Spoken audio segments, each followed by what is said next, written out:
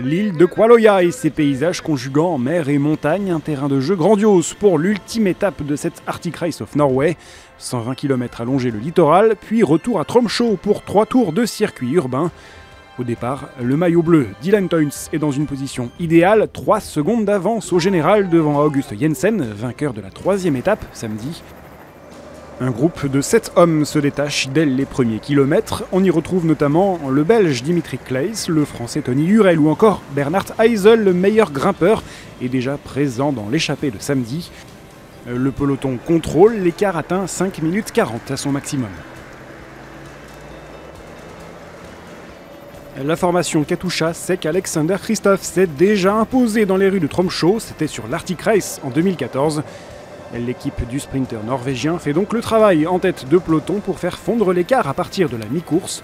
Conséquence, Bernhard Eisel et Dimitri Claeys faussent compagnie à leurs alliés et plongent dans les rues de Tromsø avec 2 petites minutes d'avance sur la meute.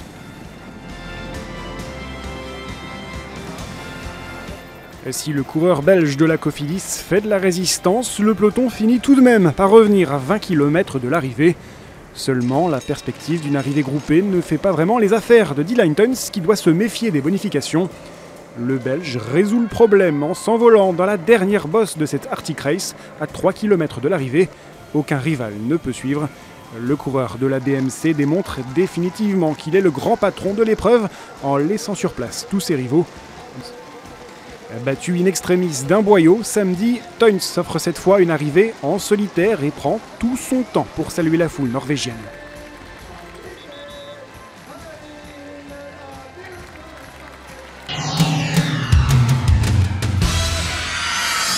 Dylan Teuns était donc intouchable, il est l'homme de cette fin de saison avec un 8e succès en 3 semaines. Après le Tour de Pologne et le Tour de Wallonie et 3 étapes englouties, voici une 2e étape et l'Arctic Race 2017 en poche. Le Belge de la BMC sera l'homme à battre en cette fin de saison et reste attendu sur le prochain grand rendez-vous, la Vuelta.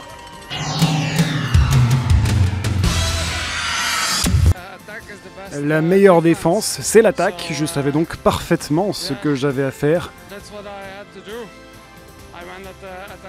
J'ai attaqué au bon moment et j'ai vu en me retournant que l'écart était important et qu'on ne me rattraperait pas dans la descente.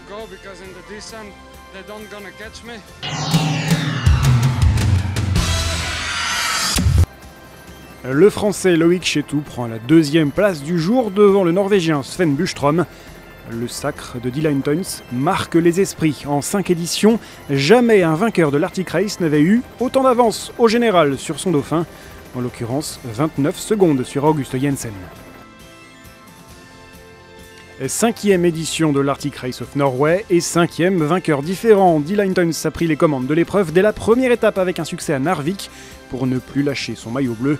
Le coureur BMC succède à Gianni Moscon, sacré en 2016.